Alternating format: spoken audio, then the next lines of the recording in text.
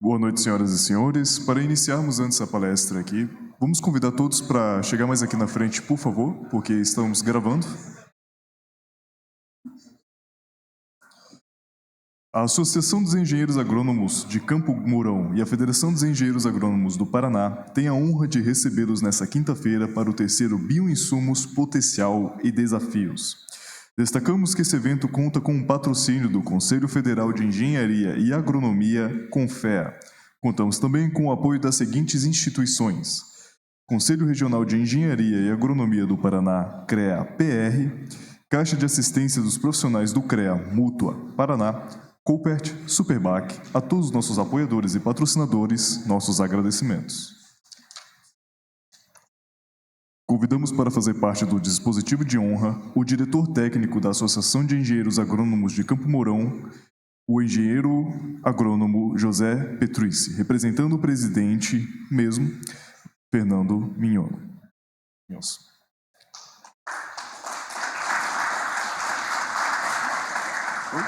Qualquer lugar, fica à vontade.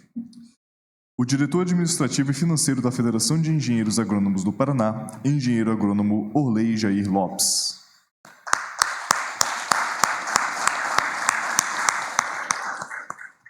O presidente do Conselho Regional de Engenharia e Agronomia do Paraná. Oi? Ele não veio? Representando o vice-presidente no exercício da presidência do Conselho Federal de Engenharia e Agronomia, CONFEA, o engenheiro eletricista Evânio Nicolei, convidamos o conselheiro do CREA-PR, engenheiro agrônomo Nilson Cardoso.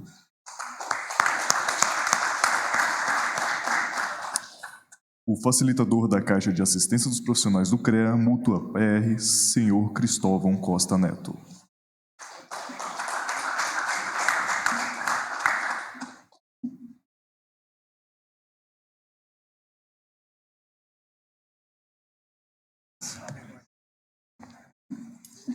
Convidamos nesse momento para fazer uso da palavra representando o presidente Fernando Minosso, o senhor José Petrucci. Pode pegar. Boa noite. Boa noite a todos, sejam bem-vindos aqui à nossa casa, Associação dos Engenheiros Agrônomos de Campo Mourão. Em nome do nosso presidente Fernando Mignoso, é um prazer recebê-lo todos aqui, tá? Para esse nosso evento titulado de Terceiro Bioinsumo, evento do qual, nós promovemos ele em parceria com a Federação Paranaense dos Engenheiros Agrônomos do Estado do Paraná.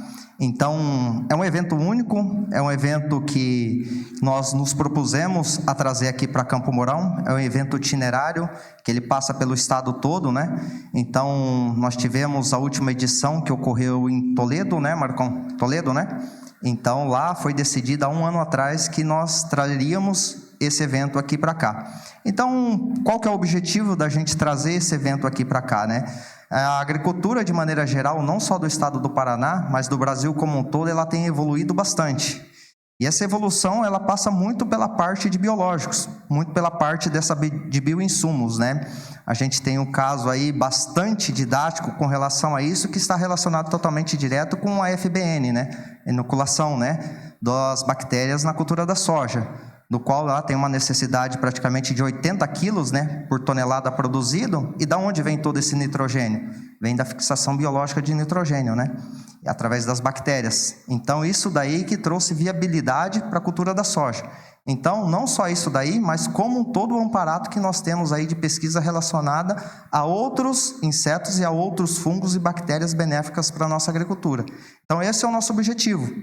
E hoje, se a gente pensar, há um ano atrás, quando a gente se propôs a trazer esse evento para cá, a gente escolheu esse tema e algumas palestras com temas pertinentes a esse assunto.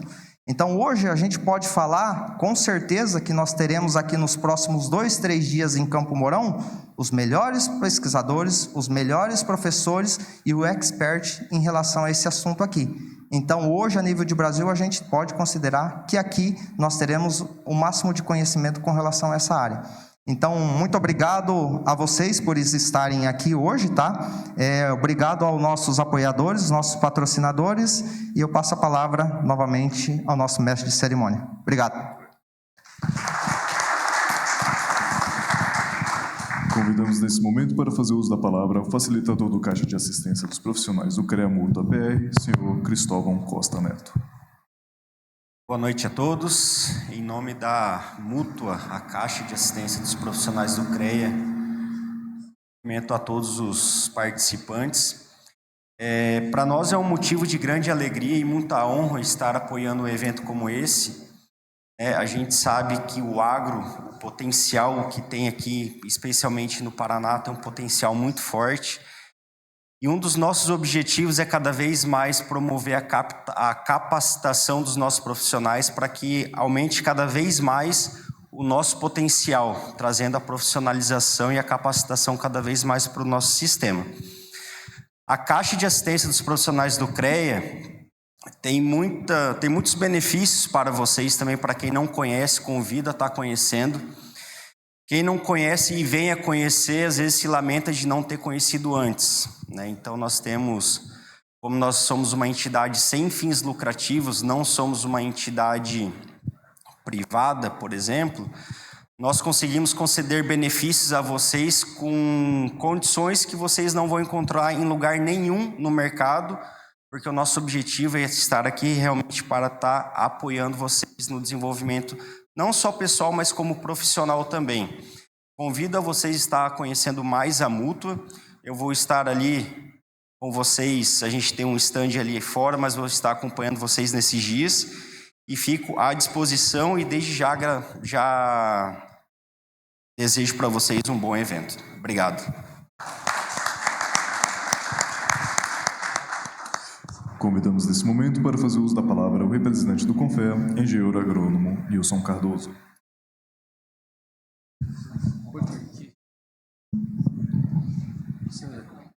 Dá licença. Boa noite a todos. Satisfação voltar aqui na AEACM, depois de alguns anos, né? Embora eu tenha passado por aqui sempre. Lugar onde, junto aí com os colegas, estou vendo o Ney Sesconeto, o Dr. Ricardo Calderário, o Tino e tantos outros colegas, né? Que jogávamos bola juntos aqui. E eu me lembro, eu sinto eu não sei se sinto tristeza ou alegria, Ney, porque eram tantos gols. Eu era zagueiro, hein? Tantos gols que isso me deixa muito alegre voltar a Campo Mourão. Inclusive, Toninho, você se lembra que eu casei ali embaixo, né? Faz uns 28 anos. Primeiro casamento realizado na Associação de Campo Mourão. E alguns aqui estiveram presentes. Eu venho representando o presidente em exercício, Evano Nicolei, do CONFEA. E o CONFEA, ele tem a missão de regulamentação da profissão, fiscalização das engenharias e valorização profissional. O CONFEA congrega 27 CREAs, da qual o CREA Paraná faz parte. Nesses últimos anos, distante aqui de Campo Mourão, mas não tão longe, em Maringá, nós sempre continuamos participando das associações de engenheiros agrônomos, da Federação Paranaense, da qual eu, o Orley, que está aqui, fazemos parte. E eu represento hoje a Associação Maringaense de Engenheiros Agrônomos, a AMEA, como conselheiro titular, e faço parte da Câmara de Agronomia, onde Orley Lopes, que está presente aqui, é o coordenador. Então, estamos sempre envolvidos com a classe, preocupados aí com os problemas da classe, procurando contribuir. E durante esse período a gente sempre está encontrando colegas antigos e novos, enfim, dando a nossa contribuição para a agronomia. E eu trago aqui alguns dados que pediram para eu divulgar do CONFEA. O Confea tem participado sempre, embora alguns aqui vejam o Confea distante, né? E nós, às vezes, temos a ideia que só o CREA que participa dos eventos, mas não. O Confea tem estado presente em muitos eventos realizados, não só no estado do Paraná, mas em todo o país. Para que vocês tenham uma noção, na gestão 2018 a 2023, foram disponibilizados 4.800.000 para eventos, publicações e estandes. O Paraná recebeu, desses 4.800.000, a agronomia do Paraná recebeu 3.100.000. Isso representa 63%. As outras engenharias, né, somando todas, receberam 37%, em torno de 1.700.000. Eu estive já no evento aqui há poucos dias, aquele evento do plantio direto. Estamos hoje aqui no evento de bioinsumos e vocês podem observar que tem um stand do Confea ali. Quando tem stand é porque houve um apoio financeiro também. Então, represento aqui o presidente em exercício e desejo a todos um bom evento e Campo Mourão sempre dando o exemplo, né? Trazendo informações e reciclando os profissionais. Muito obrigado.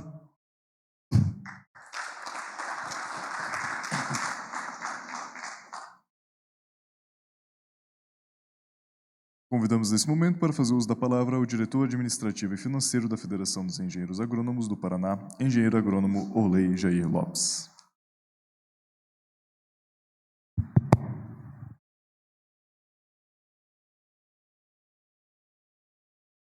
Saúdo inicialmente Petrus, aqui representando o presidente da Associação dos Engenheiros Agrônomos de Campo Mourão, nosso já parceiro Cristóvão da Mútua, que tem sido nosso companheiro em várias oportunidades aí, acompanhando nossos eventos, e o colega Nilson, que como eu é conselheiro do CREA Paraná e também faz parte da entidade de Maringá.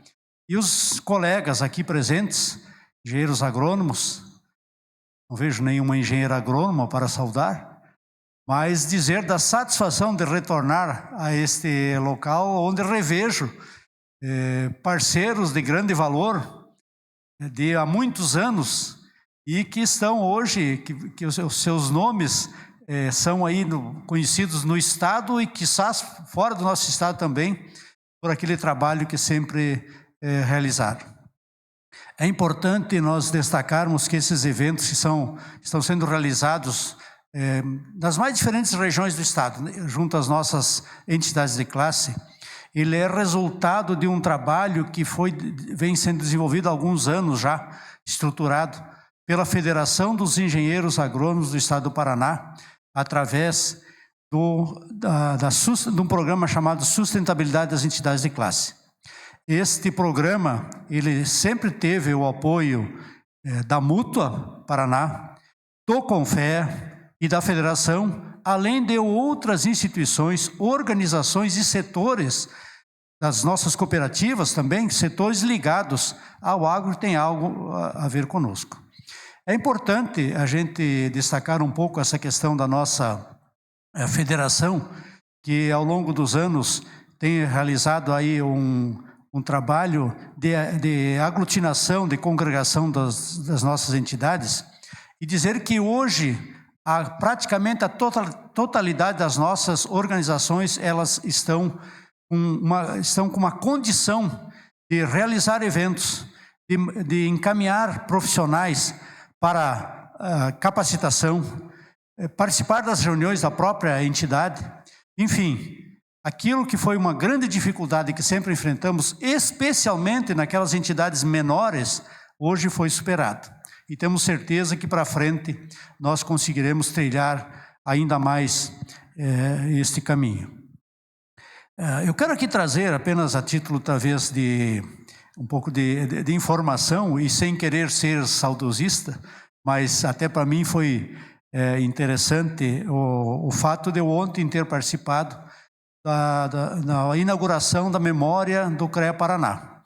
É um memorial histórico, que é onde está lá uma documentação, placas, troféus, uma série de coisas. Mas o que me chamou a atenção, e aí eu trago algumas datas, que o CREA foi criado em 1934. Portanto, no próximo ano completará 90 anos. E a participação, aí eu acompanhei todos os quadrinhos que tinha ali, e a participação dos engenheiros agrônomos somente aconteceu em 1967.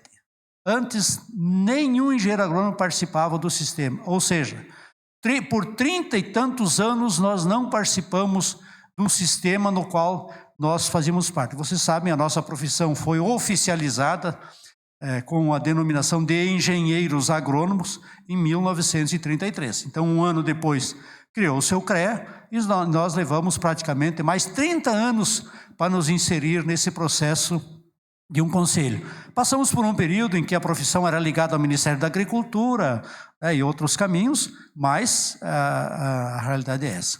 E o que, nesse momento, nós precisamos ter presentes é que nós talvez tenhamos o momento mais emblemático e o momento mais sui generis da nossa categoria profissional, que é a possibilidade de eleição de um engenheiro agrônomo no CREA Paraná e de um engenheiro agrônomo no CONFEA, no nosso Conselho Federal. E que nós precisamos ter isso presente, nós precisamos nos mobilizar no dia 17 de novembro, próxima semana, para votarmos nesses dois grandes parceiros nossos aí, que nos representam em todos os momentos.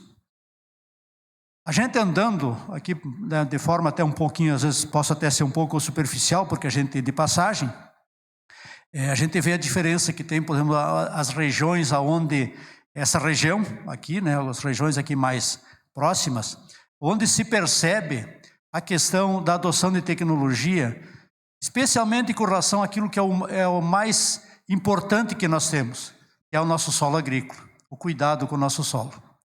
E se hoje nós trazemos aqui um assunto como bioinsumos, dentre tantas outras tecnologias hoje disponíveis, e que, diga-se de passagem, de forma muito rápida estão evoluindo, e que nós, profissionais mais antigos, talvez com alguma dificuldade, precisamos buscar, mas os mais jovens conseguem acompanhar de uma maneira mais rápida até do que nós, mas é a evolução da nossa agricultura.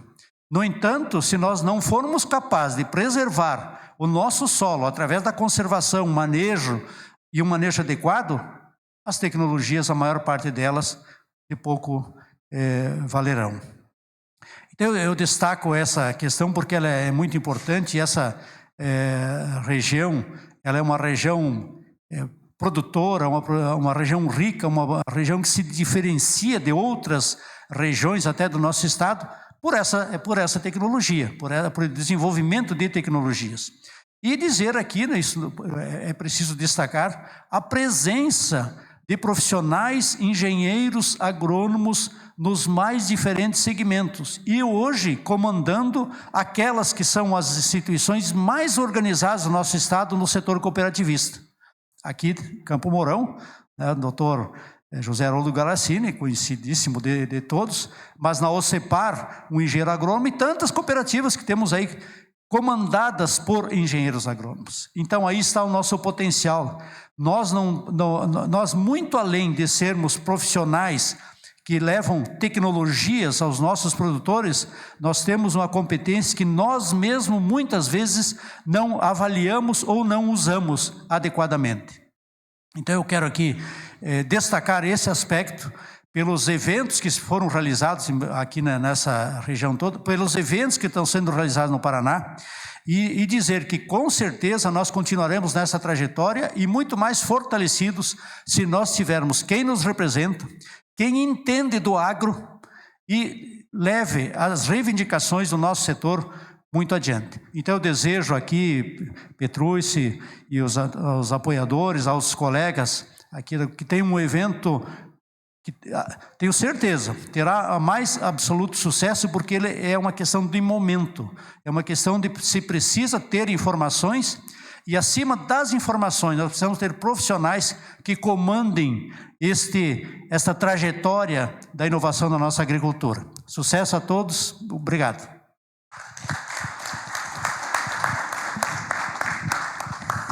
Finalizada essa abertura oficial, convidamos os componentes do nosso dispositivo de honra para ocuparem seus lugares na plateia para assistirmos, antes de nossa palestra, o institucional do Confea.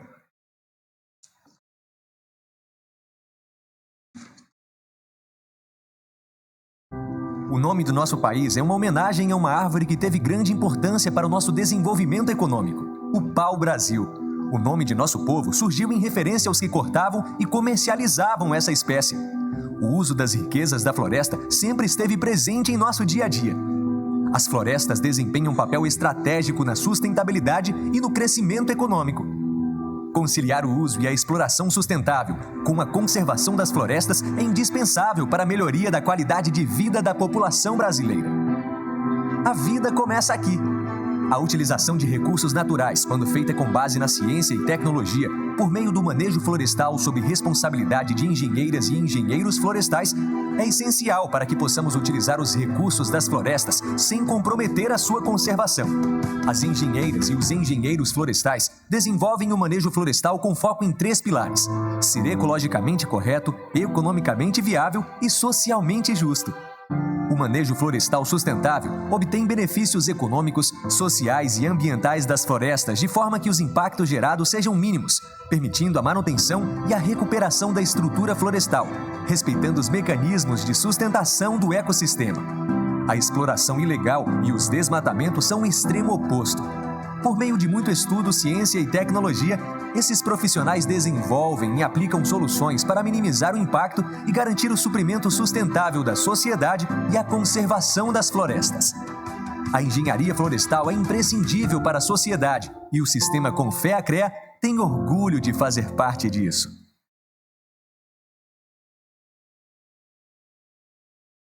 Um dos maiores produtores agrícolas do planeta. Um gigante pela própria natureza. E profissionais que ajudam a transformar a agricultura em fonte de alimentos, inovação e sustentabilidade. A agronomia faz parte da nossa vida, porque ela está presente no dia a dia de todas as pessoas, fazendo da produção agrícola uma das maiores riquezas do nosso país. Agronomia, produzindo um Brasil melhor para todos.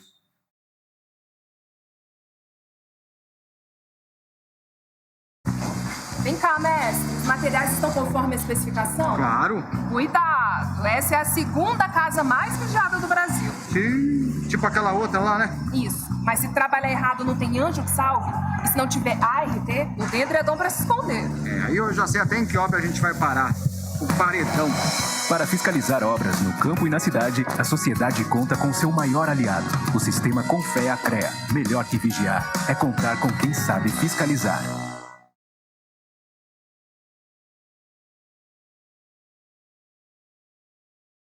O mundo não para, nunca.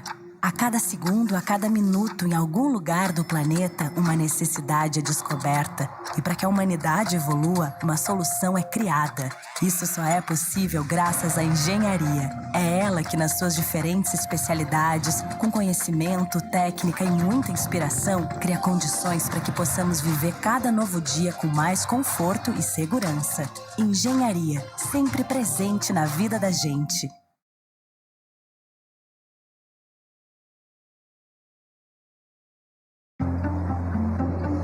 Ferrovia, rodovia, hidrovia, travessia, smartphone, smart TV, smart tecnologia, industrial, comercial, habitacional, hidrelétrica, termoelétrica, manancial, estrutural, material, agronomia, tudo gira nas mãos da engenharia. Onde a engenharia está, o Confea vai junto, para regulamentar e fiscalizar o exercício profissional de milhares de brasileiros, defendendo os interesses da sociedade.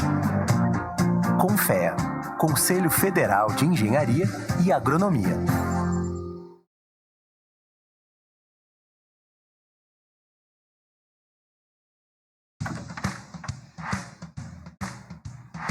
planeja, ela faz. Ela pensa, ela repensa. Ela faz mais do que você pensa. Ela constrói, ilumina e realiza. É ela que colhe, é ela que planta. É ação, é inspiração, é profissional de fibra e de fé. Ela é guerreira, ela é mulher.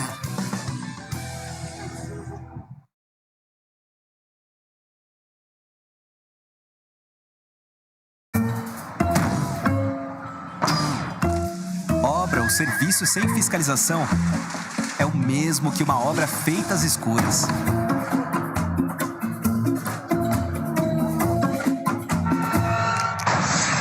Por isso é importante contar com o sistema Confea-CREA, que está sempre de olho, fiscalizando tudo e exigindo a documentação e o registro dos engenheiros responsáveis. Na cidade ou no campo, fiscalização segura tem os olhos do Confea-CREA. O nome do nosso país é uma homenagem a uma árvore que teve grande importância.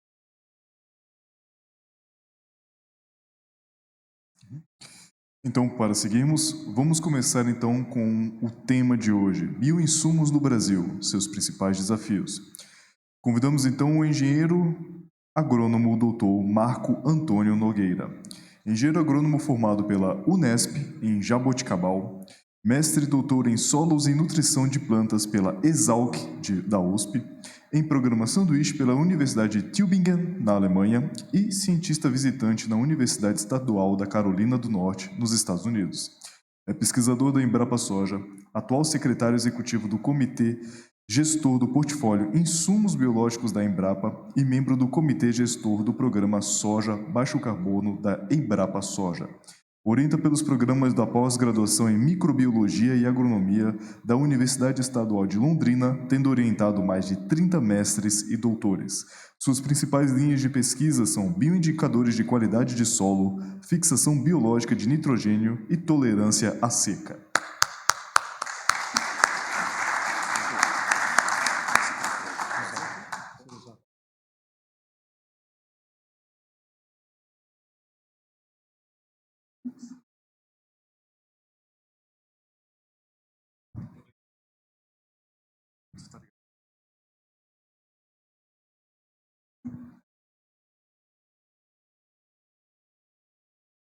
Oi.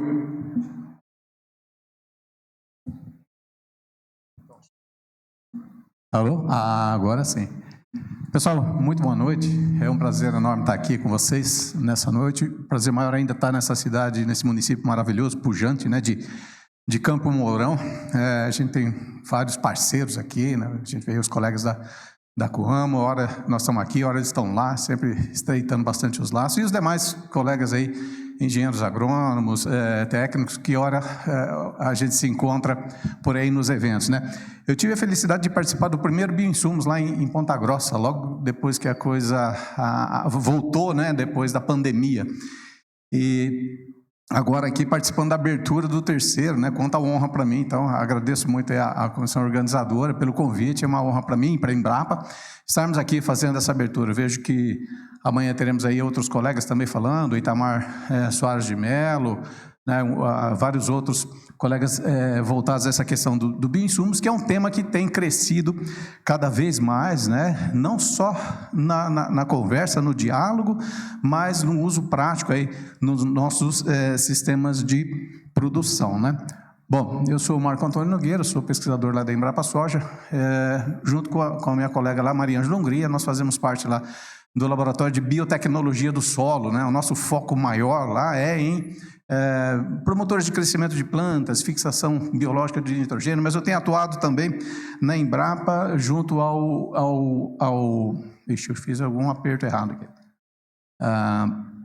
Voltou. Ixi, mas voltou lá longe. A gente vai aprendendo. E lá eu também atuo junto ao Comitê Gestor do Portfólio de Insumos Biológicos da Embrapa, que define as linhas de pesquisa voltada para insumos biológicos na empresa, né? Então a gente discute lá as tendências, a questão de projetos, alinhamentos de projetos, frente às demandas da empresa nesse assunto aí de bioinsumos, né? Bom, é a primeira vez na história que a gente tem agora uma legislação começando a ser criada voltada para insumos biológicos, né? Começou lá com o Programa Nacional de Bioinsumos, né? Não vou ler a definição aqui, né? Mas nós temos aí agora um Plano Nacional de Bioinsumos, um Programa Nacional de Bioinsumos, que ele está sendo regulamentado a partir de agora, né? Por meio de projetos de lei que estão sendo tramitando aí no Senado e na Câmara Federal para regulamentar essas questões de uso, produção, importação, controle e tudo mais de bioinsumos no Brasil, né? A gente já tinha uma parte desses insumos biológicos bem regulamentados, né? No caso de inoculantes, promotores de crescimento, eles entravam antes, ou entram ainda até hoje, né, porque a legislação ainda está em vigor, na lei dos inoculantes, que entra junto lá com fertilizantes e corretivos, né? Então, nós temos lá legislações específicas para registro de inoculante, controle, estabelecimento produtor, né? São as instruções normativas lá baixadas pelo Ministério da Agricultura que regulamentam a questão dos inoculantes no Brasil. Os bioinsumos voltados para controle de pragas, de doenças, eles estavam, e ainda estão, né, vinculados à questão, até pouco tempo atrás, diretamente ligada à lei de agrotóxicos, às legislações voltadas para os agrotóxicos. Inclusive, para registrar um produto biológico, era preciso fazer todos aqueles testes de citotoxicidade, ecotoxicidade, risco humano, todos aqueles, seguir o mesmo trâmite de uma molécula química, né, usado para um insumo químico. Isso dificultava muito, né, o desenvolvimento de novos insumos biológicos, né? Felizmente, mais recentemente, a legislação mudou um pouco. Agora, os insumos biológicos seguem um trâmite muito mais leve e muito mais fácil para fazer o registro de novos produtos. Não precisa ser como era antes, né? Seguir a mesma lei dos agroquímicos, né? Das moléculas químicas para obtenção de registro, né? Então, isso tem facilitado bastante aí o registro de novos produtos à base de insumos biológicos, né? Que pode ser uma célula microbiana, pode ser um metabólito, pode ser uma célula, ou melhor, um extrato vegetal, né? Tudo isso acaba se enquadrando nos tais bioinsumos, né? Então, dá para ver aí que a gente já tem um arsenal muito grande, um arcabouço muito grande de insumos biológicos ou bioinsumos, né? Ali à esquerda estão aqueles voltados para controle biológicos. Para controle biológico, nós temos os organismos que são denominados macrobiológicos, né? Como insetos, ácaros, nematóides, né? Nós temos aí nematóides do bem também, nematóides que infectam determinadas pragas e fazem um controle biológico dessas pragas, ácaros do bem também, né? Quando a gente fala em ácaro e nematóide, só pensa nos fitófagos, né? Mas a gente tem uma série desses organismos também que são ácaros predadores de outros ácaros, de outros organismos que ajudam também no controle biológico. E vários insetos, né?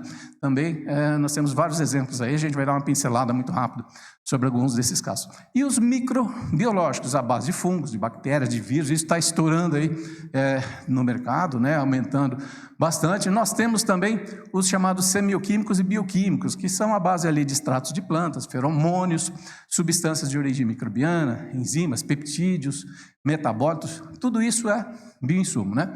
E para o lado direito aqui, mais em verdinho, é onde eu sou especialista, né, na parte voltada para os inoculantes, né, que no exterior também é chamado de biofertilizantes. Na Europa, nos Estados Unidos, os inoculantes são classificados como biofertilizantes. No Brasil, biofertilizante tem uma outra denominação, seria ali compostos orgânicos, tal, tem uma outra característica, mas muitas vezes as duas coisas se confundem, né? Inoculantes e biofertilizantes, mas no Brasil é um pouquinho diferente, né? Então eles são feitos aí à base de micro-organismos, também pode ser feito à base de extratos de plantas ou extratos de algas, e várias substâncias de origem orgânica, aí das mais diversas possíveis, né? Também os produtos de uso veterinário são bioinsumos, né? À base de macro-organismos, as próprias vacinas, os probióticos, né? Tem uma série aí de organismos voltados para essa finalidade que são também aí denominados bioinsumos. E muitos outros aqui embaixo também para processos industriais, à base de micro-organismos, enzimas, proteínas, por exemplo, para obter etanol de segunda geração, para quebrar a celulose, né, transformar aquilo em glicose, fermentar e produzir álcool, né, são ali enzimas que fazem isso, que podem ser extraídas de determinados micro-organismos e colocados lá para fermentar, ou determinados micro-organismos selecionados para isso, leveduras, bactérias, fungos filamentosos. Tem várias possibilidades aí de trabalho, né, de prospecção desses organismos, né? Então, é só um apanhado geral aí sobre isso. Bom, a questão e o interesse de insumos biológicos no Brasil aumentou tanto nos últimos anos que em 2011 nós tínhamos 16 indústrias produtoras de insumos biológicos no Brasil, em 2011. Em 2023 nós já temos 171 registradas no Ministério da Agricultura como estabelecimento produtor, né?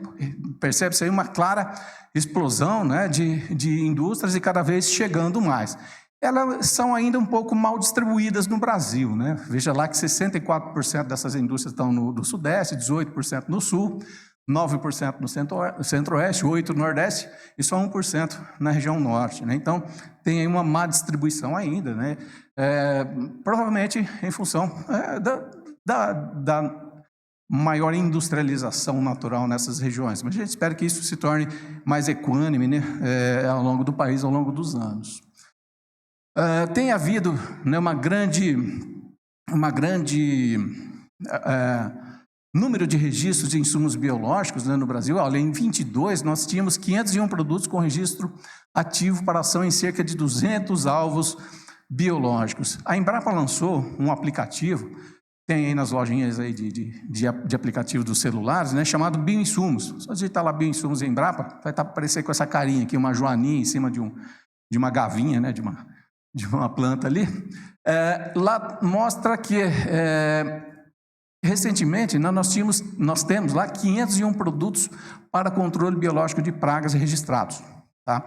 E mais à direita aqui, inoculantes, 524. Veja só que ainda a maioria dos bioinsumos registrados no Brasil são inoculantes, devido à nossa tradição. O grande carro-chefe, né, o colega aqui falou ainda há pouco, da fixação biológica do nitrogênio. O agricultor brasileiro, ele usa esse bioinsumo desde que a soja começou a ganhar importância econômica no país, lá dos anos 40, 50, né, quando a cultura começou a se expandir. E o agricultor brasileiro, ele é propenso a usar insumo biológico, ele gosta, ele usa, né? Nos anos 80, nós tivemos lá um grande uso de baculovírus anticársia para controle de lagarta da soja, né? Houve uma boa adoção, depois acabou caindo em desuso, e agora, depois do surto da helicoverpa, o pessoal resolveu acordar novamente para o uso dos baculovírus, mas não apenas baculovírus, mas os fungos entomopatogênicos, os bacilos, né, para controle de larvas de lepidópteros, e assim vai, né? O fato é que nós temos aumentado, né, grandemente aí o número de registros, né, e a maior parte dos insumos biológicos registrados nos últimos anos são esse verdinho aqui, ó, agente microbiológico de controle, seja para praga, seja para doenças para patógenos de plantas, né? Uma coisa diferente em termos de registro de insumo biológico comparado com os insumos químicos. Os insumos biológicos, eles são registrados por alvo, por praga que ele atinge, diferentemente dos químicos que são registrados por cultura, por lavoura. Então, esses insumos biológicos de controle são registrados para alva, ou melhor, para o alvo, né? Para o patógeno ou para o inseto que ele atua e faz o controle, diferentemente dos químicos, né? Que os químicos são registrados por cultura, né? Aqui uma tendência aqui de evolução mundial de mercado de bioinsumos. As barras azuis, né, são novos produtos lançados no mercado, lá desde 1962 até 2020. Veja que dos anos 80 para cá, né, um lançamento grande começou a cair aqui no início dos anos 2013, 2014, e depois novamente uma grande explosão ali em 2017 de novos produtos biológicos registrados no mercado. E em vermelho, né, os insumos convencionais, os defensivos químicos, moléculas químicas desenvolvidas sinteticamente, né, tem uma tendência de queda de novas moléculas aí aparecendo no mercado, né? Então, só aí alguns exemplos, né, de bioinseticidas. nós temos lá nas coleções biológicas da Embrapa e vários outros institutos de pesquisa no Brasil também tem, mas lá nas nossas instalações, né, nós temos aí vários isolados de vários fungos entomopatogênicos, por exemplo, como alvos biológicos, percevejo, lagartas, corós, mosca branca, né, uma série de produtos para fazer o controle desses organismos. Já existe no mercado uma série de produtos também registrados para uso com essas finalidades de aplicação, né, para o controle desses alvos, né, dessas pragas, né? Com uma diferença: usar insumo biológico não é igual usar um insumo químico, né, uma molécula química, um defensivo químico, que age de imediato, por contato, por ingestão, né, num tratamento de choque, e mata imediatamente a praga com grande rapidez, diferentemente do insumo biológico, que requer condições mais adequadas para o seu estabelecimento, para a sua manutenção. Portanto, quando a gente for usar um insumo biológico, a estratégia de emprego, de aplicação, vai ser diferente do insumo químico. Eu não posso querer usar um insumo biológico como eu uso um insumo químico, porque aí pode não dar certo. Porque, às vezes, se eu esperar, por exemplo, o nível de controle de pragas para entrar lá, por exemplo, falando em manejo integrado de pragas, se eu esperar o nível de controle para entrar, que normalmente ele é desenvolvido para ser usado com insumos químicos, se eu for usar um biológico, não dá certo, porque a praga já está muito perto do seu nível de dano econômico, né? E se eu aplicar o biológico, ele demora mais para agir, tem uma série de fatores que interagem, então tem que começar muito antes. Tem que começar mais cedo, né? Eu tenho que começar no nível menor de infestação. Eu tenho que trabalhar mais preventivamente do que tentar ali fazer o controle quando a situação já está saindo de controle, né? Vários bioinseticidas aí, à base de vírus entomopatogênicos, né? Esses vírus são muito específicos para determinados alvos, né? Como a lagarta Chrysodex includes, a falsa medideira, né, uma importante praga da soja aí também, as Raquiplusia, a Helicoverpa, que deu um susto aí no passado recente, né, não tinha produto químico registrado, aí o pessoal começou a acordar para os biológicos. Foi a partir de lá que houve um saculejo também na comunidade, né, científica, produtores e tudo mais, e abriu a atenção, chamou a atenção do uso de insumo biológico, que no momento não tinha ali produtos químicos registrados para controlar a Helicoverpa, ao passo que já poderiam ser usados vários vírus e até alguns bacilos para o controle dessa lagarta, né?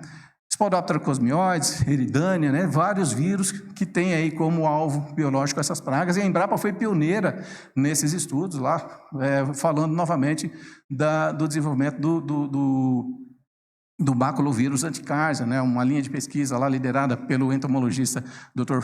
Flávio Moscardi, que já não se encontra mais entre nós, mas ele liderou fortemente essa linha de pesquisa, e nos anos 80, eu sou filho de produtor, meu pai conseguiu ali 2 safras nos anos 80 sem aplicação de uma gota de inseticida químico, só controlando a lagarta da soja, né, que era a principal praga na época, com baculovírus anticársia. Então dá para usar, dá para, dependendo. Agora, por exemplo, tinha ano seco, meu pai já sabia, ano seco não dá, vai ter que ser o azodrim mesmo. Aí a gente ia lá com o azodrim, o monocrotofose, azodrim 400.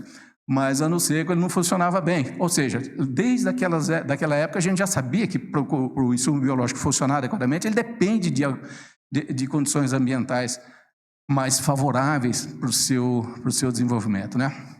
Vários bioinseticidas estão aí no mercado, pessoal, né? A base de bacilos thuringienses, por exemplo, registrados por alvo no Brasil. Nós temos 22 produtos registrados para Pseudoplusia, a antiga Pseudoplusia, hoje Chrysodex includens, né? A lagarta falsa medideira da soja, né?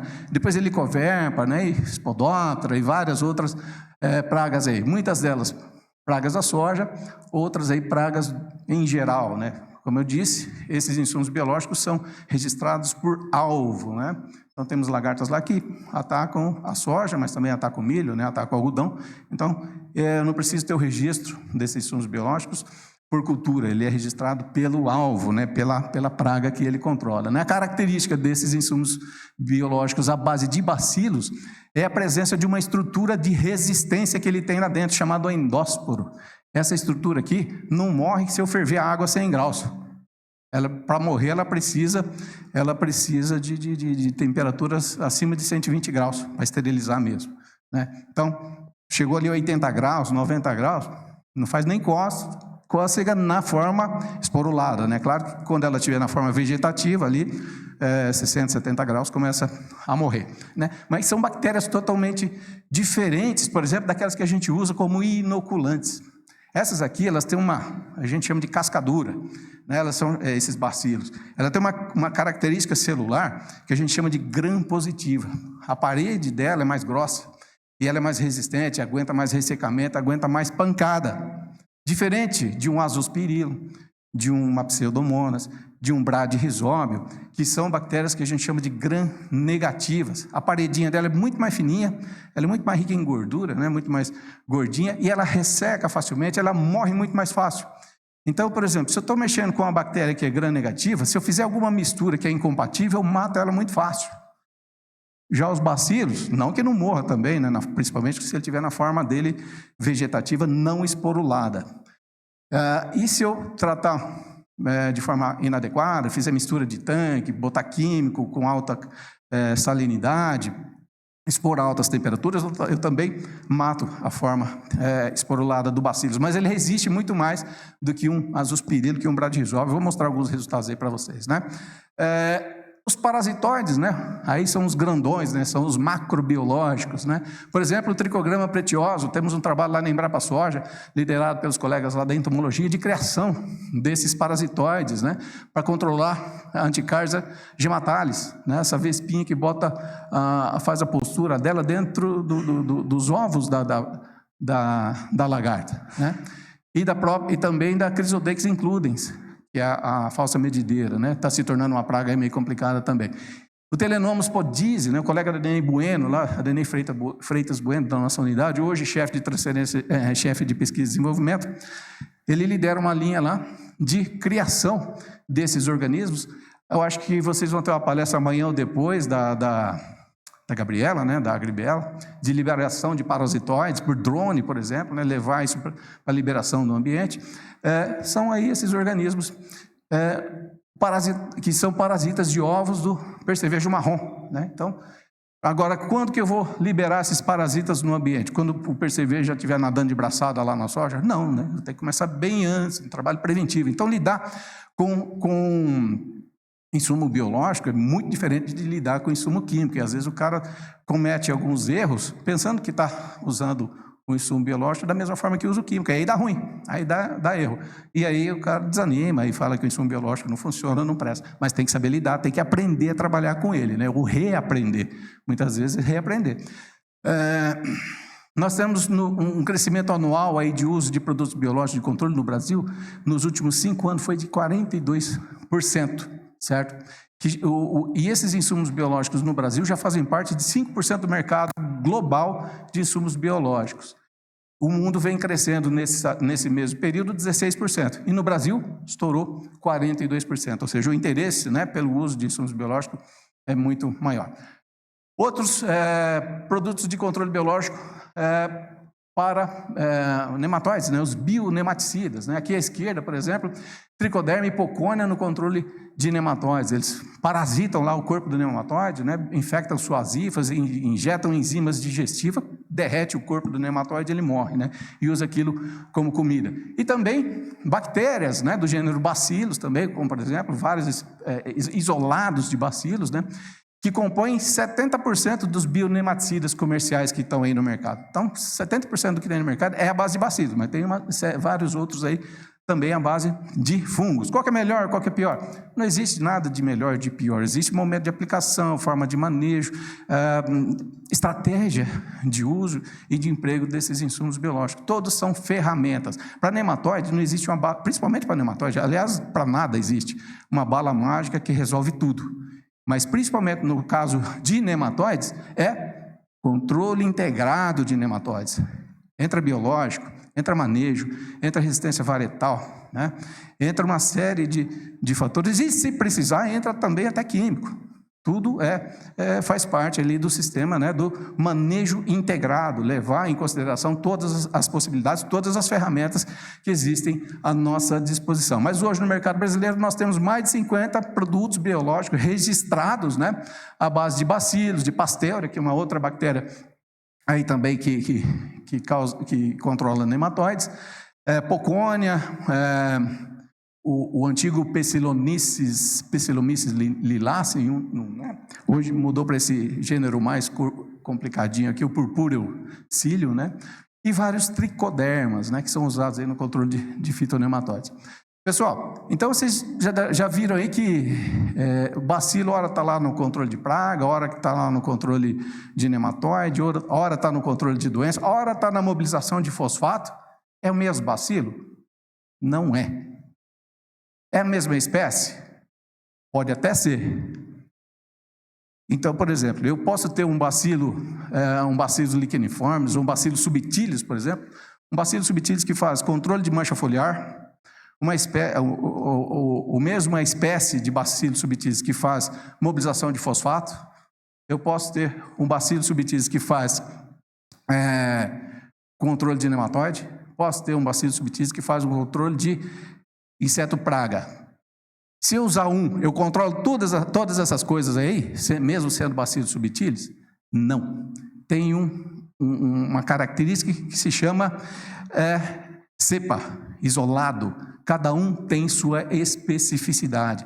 Se um só bacilo subtilis resolvesse todos esses nossos problemas de uma vez, estaria muito fácil. Infelizmente não, ele pode até ser da mesma espécie, mas o isolado é diferente. Então, o importante é a cepa, o importante é o isolado que está sendo usado para produzir aquele insumo biológico com aquela finalidade. Então, não é porque é bacilo subtilis voltado para controle de fitonematóides que, se eu aplicar, vai ajudar a mobilizar fosfato. Embora tenha um bacilo subtilis que mobilize fosfato. Mas a cepa é diferente. É um outro isolado, é uma outra cepa. Aliás, cepa, estirpe, isolado, tudo isso é sinônimo, tá? Às vezes, quando eu comecei a estudar agronomia, falava cepa, estirpe, isolado. Falei, caramba, que sopa isso, né? Uns anos depois eu fui aprender que é tudo a mesma coisa, é tudo sinônimo, tá bom? Tem uma pequena variaçãozinha aí, mas no grosso é tudo igual. E esse aqui eu considero o rei dos insumos biológicos no Brasil. Eu não sei se, eu acho que se apagasse aqui na frente ficaria melhor para vocês, né? Talvez não esteja tão bom. Pessoal do som aí, se puder apagar o palco aqui, ó, para ficar mais destacado aqui a apresentação. Então, o rei dos bioinsumos aqui no Brasil é esse aí, ó, inoculante para soja. Como eu disse, desde os anos 40 a gente já usa isso. E hoje 85% das áreas de produção do Brasil, melhorou bastante.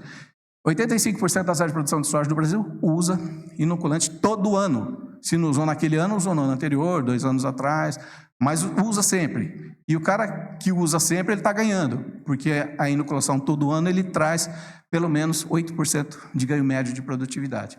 E se a gente junta com uma segunda bactéria, que a gente melhorou isso desde 2014, 15, que é a co-inoculação, quando a gente junta um azospirilo nessa inoculação da soja, o ganho de produtividade é maior ainda, vai para 16%. E hoje a co-inoculação, que começou em 14, 15, já está em 35% do território das áreas plantadas de soja no Brasil, né? Então, esse gráfico mostra em vermelho aqui a produção de soja até 2021, em verde a área de cultivo de soja, né? E aí a gente gosta de mostrar esse gráfico, principalmente quando a gente vai para fora. Ó. A área está aumentando, mas olha onde está indo a produção. Por que a inclinação de aumento de área é bem menor que a inclinação do aumento de produção? Por quê? Por causa de tecnologia, por causa de manejo de solo, por manejo de pragas, de doenças, ferramentas de controle, nutrição, uma série de técnicas e práticas, plantio direto, bem feito, plantas de cobertura, tudo melhorando o nosso sistema de produção. Então, a gente está aumentando, sim, produção, mas devido principalmente ao aumento de produtividade. Nós estamos produzindo cada vez mais por área. Hoje, a gente não deixa a desejar para nenhum país do mundo. Nós empatamos ou até ganhamos, às vezes, dos Estados Unidos, por exemplo, em termos de produtividade média de soja no nosso país. Nós temos produtor aí batendo perto de 7 mil quilos por hectare, né, nos ensaios aí de competição de produtividade, né? E fácil, muitos produtores estão atingindo 5 mil, 6 mil quilos por hectare, né? Então, vocês têm aí na realidade de vocês, né? Então, graças graças a esse trabalho que a gente vem fazendo, né, ao longo dos anos, trazendo isso, um motivo de orgulho para todos nós, engenheiros agrônomos, produtores, técnicos, e aí, de repente, aparecem umas coisas esquisitas aí no nosso dia a dia que acaba... É melhor nem comentar, né? Vocês sabem do que eu estou falando. Bom, o fato é que a inoculação da soja já está hoje, em 21, 22, estava em 82% do território nacional, hoje já está 22, 23, já foi levantado 85%, né? Vamos ver o que acontece para 23, 24%. A nossa esperança é que chegue a 100%. Mas tem um probleminha, isso aqui é média de Brasil, pessoal. Olha aqui o Paraná, está com 62% ainda, gente. Ô, gente, aqui que nasceu esse programa de melhoramento de bactéria para fixação biológica do nitrogênio, no Rio Grande do Sul também, 60%. Ô, Suzão, vamos puxar essa bandeira aí, né? E começar a usar mais essa tecnologia no sistema de produção de soja brasileiro. Mas olha lá para cima, ó, no Matopiba, lá, ó, vários estados, 99%, 100%. Por quê? Lá naquela condição, os caras são altamente tecnificados, não que aqui não seja, né? Mas lá errou, dá ruim. Errou um passinho ali, dá ruim fácil. Então os caras não dão chance para o erro, não dão chance para o azar. Então a inoculação, quase 100% das áreas, e com a inoculação aumentando também bastante lá nessas áreas, né? O que a fixação biológica do nitrogênio faz para o Brasil, pessoal? Só na safra 22, 23, que a gente teve uma produtividade média de 528 quilos por hectare, nós deixamos, produtores, né, deixamos de gastar 44 bilhões de dólares. Isso foi feito naquela época que a ureia bateu a quase mais de R$5.000 a tonelada, né? Por isso que o valor está absurdo assim. Hoje, diria ali 18, 20 bilhões de dólares. Ainda, a fixação biológica do nitrogênio economiza para o Brasil. Não precisa comprar ureia, né? Como não seria bom para a indústria nacional comprar ureia? Não, a ureia nossa, 80% é importada. A gente ia fazer... enriquecer a indústria lá fora, e não necessariamente a indústria nacional, né? E sem falar, né, que para a produção do fertilizante nitrogenado, a gente emite o tal do CO2, né, o CO2 equivalente. Para cada quilo de fertilizante nitrogenado, nós emitimos 10,6 quilos de CO2 equivalente. E hoje a conversa, e daqui a pouco vai ser a moeda, o carbono. Né? Nós temos trabalhado aí bastante nessa questão de carbono, de redução de emissões, uso de tecnologias que têm uma pegada menor de carbono, e certamente os insumos biológicos são os que têm menor pegada de carbono. Estamos trabalhando lá na Embrapa Soja, a Coamo é parceira nossa nisso, no desenvolvimento de um protocolo chamado Soja Baixo Carbono, que visa certificar um sistema de produção de soja com menos emissões. Nós estamos gerando as métricas, o que nós vamos medir, né, e quanto que nós vamos dizer para o produtor, a sua soja está produzindo tantos quilos de CO2 por hectare, por tonelada de soja, mas isso é menor do que o sistema geralzão aí, o modal da região, que quando não se usam as boas práticas de produção, né? E só então a fixação biológica do nitrogênio nessa safra deixou de emitir 235 milhões de toneladas de CO2 equivalente, né? Olha aí a questão da nossa dependência, né, por fertilizantes, né, em termos de produção e em termos de consumo. Produção a gente não aparece, ó. Nitrogênio, fósforo, potássio. Mas consumo, nitrogênio nós somos o terceiro, fósforo nós somos o terceiro, potássio nós somos o segundo maior.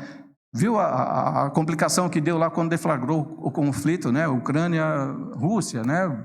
Risco de corte de importação e tudo mais, todo mundo começou a coçar a cabeça. Potássio, a gente importa mais de 95% do potássio que a gente usa. Isso é um risco, né? Então, o uso de insumos biológicos pode ajudar a diminuir um pouco, claro que não vai fazer milagre, mas pode ajudar a diminuir um pouco a dependência por esses insumos. Na soja, a fixação biológica do nitrogênio garante, eu não preciso 1 grama sequer de fertilizante nitrogenado para produzir soja, faço só a inoculação. Mas o fósforo, o colega lá da Embrapa Soja, falei, puxa vida, infelizmente a gente não tem a FBK, né, fixação biológica de potássio e nem de fósforo. Se tivesse, a gente estava feito. Mas a gente tem alguns micro-organismos, né, que ajudam a aumentar a eficiência de uso, né, tanto do fósforo quanto do potássio, aumentando as raízes das plantas, fazendo a mobilização do fosfato, né. A gente vai falar um pouquinho lá, por exemplo, dos bacilos. mobilizadores de fósforo do solo. Aqui na Embrapa Soja, desde 2009, a gente tem trabalhado, esse foi o primeiro não, né? Essa marca aqui foi a segunda, a primeira foi da Stoller, que foi lançada no mercado a partir, voltado para a gramínea. Voltado para a gramínea, isso aqui desenvolvido em parceria lá com a Embrapa Soja, né? Voltado para a gramínea e vem evoluindo, né? Primeiro, ele foi registrado para milho e trigo. Em 2014, a gente expandiu, trabalho realizado aqui em Londrina, né? Expandiu para soja e feijoeira em co-inoculação, né? Sistema de co-inoculação. Em 2017, a gente expandiu para as braquiárias, mais voltada para as sementes da implantação, e agora em 2021, a gente expandiu para as braquiárias já estabelecidas também, melhorando a formulação, agregando uma segunda bactéria e tendo a possibilidade do agricultor inocular uma braquiária na pastagem já estabelecida, né? Que não é como a soja que tem que todo ano implantar e aproveita para inocular nas sementes, né? A pastagem é diferente, a pastagem fica lá vários anos, né? Então, tem também então, essa possibilidade de aplicação via folhas dessas plantas. Está aí a co-inoculação da soja, né, no Brasil, lá em 19 e 20 era ainda 25%, 21, 22, 29, 22, 23, já está em 35%. Mas olha o sulzão aqui, ó, 20% no Paraná, 15% no Rio Grande do Sul, olha lá para cima, 47% no Mato Grosso, 77% no Pará, Tocantins não precisa acordar também, mas Maranhão 50%, né? Então o pessoal lá para cima usando mais. É uma tecnologia recente, menos de 10 anos, e já está batendo aí mais de um terço da área de produção de soja no Brasil, né? Nós temos trabalhado aqui no Paraná, levando essa tecnologia da co-inoculação em parceria com os produtores. É um trabalho feito com a IDR Paraná aqui, a gente tem feito unidades de referências técnicas, foram mais de 240 unidades de referência de 2017 até 2021 no Paraná, e a gente percebe que o produtor ele vem usando cada vez mais a co-inoculação, né? Fazendo giros técnicos. Isso aqui está a resposta da soja à co-inoculação. Alguns valores levemente negativos, alguns levemente positivos, mas a grande maioria resultados bastante interessantes, né? Na média aí, mais de 8% de ganho de produtividade. E em algumas situações extremas aqui, chegando a 80% de ganho de produtividade, certo? Então, é uma tecnologia barata que traz ganho de produtividade, vale a pena usar.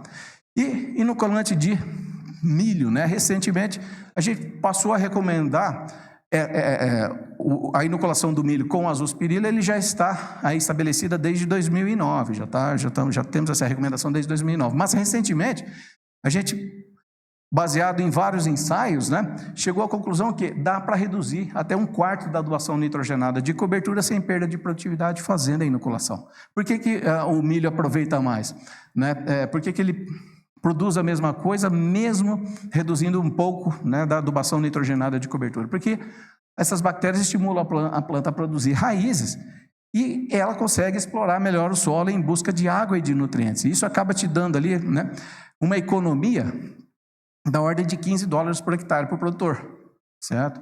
E 230 quilos de CO2 equivalentes evitados usando a co-inoculação, né? E são números aí que a gente passa a falar cada vez mais. Então, a gente se baseou em mais de 30 experimentos ao longo de 10 anos para poder dizer, eu falei, olha, se você reduzir 1/4 da adubação nitrogenada de cobertura e inocular, você não perde produtividade, né? Então, está aí uma saída para um ano de crise, de preço altíssimo do insumo químico, né? Pode reduzir um pouco e dá para não perder produtividade. Por que isso acontece? Olha aqui, sem azospirilo. A raiz do milho fica praticamente debaixo da linha de semeadura. Com azospirilo, essa raiz ela é muito mais abundante, né? Ela vai explorar a entrelinha em busca de água e de nutrientes. Olha aqui a raiz muito maior, né? Então aumenta a eficiência de uso do fertilizante. Por isso que dá para reduzir um pouco. Quando eu não inoculo, boa parte do fertilizante nitrogenado que eu aplico ele é perdido por lixiviação, por desnitrificação, não tem raiz para encontrar esse nutriente no solo. Então, quando eu boto a bactéria, ela estimula a planta a produzir raízes e essas raízes vão buscar esses nutrientes lá embaixo, né? Aqui também os mobilizadores de fósforo, trabalho dos colegas lá da Embrapa Sete Lagoas, né? Embrapa Milho e Sorgo, que trabalhou ali e encontrou, trabalhou na prospecção, né, de mais de 300 isolados das raízes, mais de 150 isolados extraídos de dentro das plantas, né, chamados endofíticos, né, foram testados ao longo dos anos, começam na placa, no laboratório, depois vai para a casa de vegetação e depois vai para campo, né? Mostrando que essa estípia, a 2084 de Bacillus subtilis e essa 119 de Megatherium, ela consegue mobilizar fósforo do solo e ajudar a planta a se nutrir melhor com o fósforo daquelas fontes que estão lá em baixa disponibilidade, o fósforo pouco lábil lá no solo, o fósforo fixado nas argilas, né? E também o fósforo que está na fração orgânica. São dois mecanismos de ação. Um, que atua na solubilização das formas minerais de fósforo que está preso lá nos óxidos de ferro, de alumínio e na superfície das argilas, né? Que está por ligações fortes ali, covalentes, que a planta não consegue tirar. Essas bactérias produzem alguns ácidos orgânicos, e conseguem reverter parte desse fósforo. Não faz milagre lá de tirar todo o fósforo de volta, não, né? Mas reverte parte que dá uma contribuição significativa ali para o desenvolvimento das plantas. E um outro mecanismo que o outro isolado tem é que ele é produtor de fosfatases. O que faz a fosfatase? Ela quebra o fósforo orgânico que está na matéria orgânica do solo e libera na forma de fosfato para a planta aproveitar. E além disso também estimula a raiz. Então, libera fósforo da fração da parte química e da parte orgânica e aumenta a produção de raiz da planta, e com isso a planta consegue encontrar melhor esse fósforo no solo. É igual cruzar na área para o outro cabecear. É um trabalho ali de parceria, uma coisa ajudando a outra, né? Esse Bacillus megatherium, hein, pessoal, os russos já usavam nos anos 50 lá para mobilizar fosfato no solo. Trouxeram o isolado russo para cá, funcionou? Não funcionou nada. O isolado russo era adaptado lá às condições de clima temperado. Não funcionou aqui no Brasil, abandonaram a ideia. Isso nos anos 70, 80. Já tentaram fazer uso disso. Somente agora, com o isolado de Bacillus megatherium isolado do território brasileiro, adaptado às condições brasileiras, é que o negócio pegou. E aí uniu com esses subtilis aqui, e os dois juntos funcionam muito bem, né? E lançou esse produto aí que está no mercado também. E vários outros têm vindo. Esse foi o primeiro, né? Mas tem vindo vários outros produtos aí também. A inoculação de pastagens com azospirina. Olha aqui a resposta da Braquiária brisanta e rusiziensis, a aplicação de nitrogênio em cobertura, né? Aqui, olha, é não inoculado, né? À esquerda é brisanta, à direita rusiziensis, não inoculado. Isso aqui é massa seca, grama por metro quadrado aí de braquiária, média de 13 cortes em 3 locais aqui. Um em Ponta Grossa, um em Três Lagoas e outro... Ponta Grossa, Três Lagoas, Londrina, esquecendo de casa, né? Média aí de 13 cortes em 3 locais. Não inoculado, né? Produziu essa quantidade aqui. Brisanta produzindo um pouquinho menos, rusiziensis um pouquinho mais. Não inoculado recebendo nitrogênio, 40 quilos na forma de ureia em cobertura. A estatística nem pegou, aumentou um pouquinho ali, mas do ponto de vista estatístico ficou igual, nem pegou. Só foi responder a essa aplicação de 40 kg por hectare de nitrogênio em cobertura, quando essa semente da braquiária tinha sido inoculada com azospirilo. Por quê? Porque o azospirilo preparou o sistema de raiz dessas plantas para encontrar o fertilizante depois. E com isso aumentando a eficiência de uso, aí sim deu resposta à adubação nitrogenada. Muitas vezes o pessoal critica que a gente bate pesado na questão de não necessidade de uso de nitrogênio na cultura da soja. Não precisa, o Bradisol dá conta. Mas outras culturas, pastagem, milho, trigo, gente, tem que usar nitrogênio. Nós não somos contra o uso de nitrogênio. A gente é contrário ao uso de nitrogênio, não precisa. E onde precisa, usar com racionalidade, aumentar a eficiência de uso, usar micro-organismos para ajudar no aumento disso. E não é só crescimento, né? 15% de biomassa de parte aumento de biomassa na parte aérea, 10% de teor de proteínas, né? E se eu pensar aumento de massa e aumento de teor, eu tenho uma oferta maior de 25% de proteína por área. Se eu mexo com gado, se eu estou integrando, integração lavoura-pecuária, eu tenho uma forragem mais nutritiva. Tudo é vantagem, tudo é ganho, né? Como é que sai um inoculante ou um bioinsumo, um insumo biológico, né?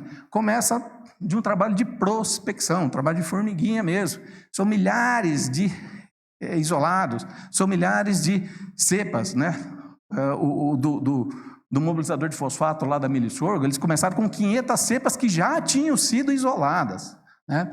E ali começaram um trabalho de prospecção, de refinamento. Então começa em laboratório primeiro, caracteriza esse micro-organismo, vê se ele não é um patógeno. Tem muito erro que o pessoal faz, que começa a trabalhar com um isolado, que ele não sabe o que é, que chega lá no final, fala, pô, mas esse bicho promove o crescimento de planta, ajuda na nutrição, é bom pra caramba, vamos caracterizar ele. Aí, chega lá no fim, é um patógeno humano. Sabia que patógeno humano também é promotor de crescimento de planta? Eles produzem fito-hormônio, alguns fixam nitrogênio. E aí você começa a trabalhar com um bicho desse, você acha que é do bem. Tem várias enterobactérias, Klebsiella pneumoniae, que coloniza, que causa pneumonias, ela é fixadora de nitrogênio. Burkholderia cepacia é uma bactéria que fixa nitrogênio também, e é encontrada dentro de algumas plantas. Só que ela é causadora de fibrose cística pulmonar. Aí você começa a isolar e trabalhar com um micro-organismo desse sem saber o que ele é, e vai caracterizar só lá no final, e você pensa que pode ser usado como bioinsumo? Não pode. Você investiu um baita trabalhão na prospecção desse micro-organismo, não caracterizou antes, viu que ele era bom, mas ele não pode ser usado como bioinsumo porque ele é patógeno humano, não dá para usar. Tem uma série de enterobactérias, Enterobacter, né, que tem por aí, promove o crescimento de planta, promove fito-hormônio, estimula a raiz, mas não dá para produzir bioinsumo com ele, porque ele é potencial patogênico. Se eu multiplico esse bicho e libero no ambiente, eu posso contaminar animais e o próprio aplicador, e aí a gente volta no problema, né, de liberar substância perigosa no ambiente, né, organismo perigoso nesse caso no ambiente, né. Bom, então assim, é um trabalho de formiguinha, né? Começa no laboratório, prospecção, identificação, casa de vegetação, e depois parcelinhas no campo, e depois validação em condição real, né? Então, vem lá de um banco de germoplasma, que alguém isolou, foi atrás, até chegar num produto comercial lá no fim. Leva tempo, e alguns milhões aí de quem está investindo para chegar nessa cepa, nesse organismo que foi identificado, trabalhado e gerou um produto final, né? Muitos deles precisam passar por avaliação do Ministério da Agricultura como comprovando eficiência agronômica, por exemplo, esses mobilizadores de fosfato, azospirilo, ainda precisam comprovar testes de eficiência agronômica. São no mínimo 4 resultados positivos em 2 regiões edafoclimáticas diferentes, em 2 safras. Isso custa grana para registrar, né? Para quem está investindo nesses produtos, na empresa está investindo para registrar esses produtos. Muitos deles, como alguns bacilos, alguns vírus, né, precisam passar também na Anvisa, né, no IBAMA, né, para ver se não tem toxicidade, patogenicidade do ser humano. No IBAMA, ver se tem algum impacto ao ambiente. Então, não é simples chegar num produto biológico lá, formulado, arrumado, bonitinho, né? Então, é também trabalhoso. É mais barato que um insumo químico, né, com uma molécula química, mas não é de graça, né? Tem investimento também. O que a gente fala aí de desafios em termos de uso de bioinsumos, né, pessoal? Uma delas é manter a viabilidade do agente biológico no momento da aplicação. Temos que estar consciente que estamos trabalhando com organismos vivos, né? Então, transporte, armazenamento e forma de aplicação, temos que tomar cuidado, compatibilidade com produtos. Às vezes eu estou misturando biológico com químico. Eu já vi tricoderma ser usado junto com fungicida no tratamento de semente. Tricoderma é um fungo. Como é que eu vou misturar com fungicida no tratamento de semente de soja? Um tricoderma, arrebenta com o coitado. E não é só ele. Às vezes várias bactérias, muita gente bota o inoculante, né, o Bradyrhizobio, junto com uma sopa química lá no tratamento de semente para aproveitar o momento. Dá ruim, mata a bactéria, né? Dá para melhorar a formulação? Dá, mas não é simples, né? Tem algumas formulações melhoradas, sabe, que aumentam a sobrevida, mas também não dá para abusar, né? Então, estamos trabalhando com organismos vivos, precisamos dar uma tunada aí na forma de pensar e lembrar que insumo biológico, como o próprio nome diz, a grande maioria deles traz organismos vivos e para ele funcionar ele tem que continuar vivo, né? A preservação do produto da fazenda, às vezes ele chega, sai ótimo da indústria, alta concentração, tudo certinho, mas ali ele viajou num caminhão de lona preta que ficou num pátio lá, no sol do meio-dia, que chegou a 50 graus. Arrebenta, né, no sol exposto. Vai lá na fazenda, fica num barracão de zinco ali em novembro, dezembro, agora está fresco, né? Mas teve dia aí que bateu 40 graus. Né? Barracãozão de zinco lá, o insumo começa a perecer, a célula começa a morrer lá dentro, né? Então, condições de temperatura, armazenamento por longos períodos em condições inadequadas. Então, isso a gente precisa prestar atenção. A questão do tratamento antecipado de sementes leva facilmente à perda de viabilidade das condições, por condições ambientais adversas ou incompatibilidade com os produtos que estão sendo usados junto com os biológicos. E todos os biológicos conversam entre si? Também não. Não é todo biológico que conversa entre si. E o povo está querendo fazer hoje o que fazia com os químicos no passado recente. Ele misturas das mais variadas possíveis, né? Eu já vi tratamento de semente de soja com 15 produtos, químico e biológico, tudo junto. Tem chance disso dar certo, né?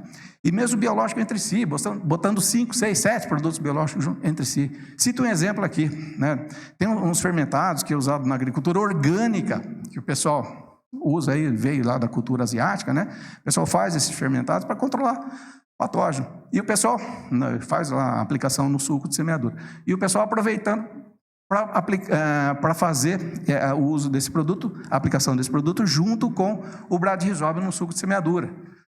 Vamos fazer um teste de qual seria a compatibilidade desse produto, né, o bocashi, com o Bradyrhizobio na cauda.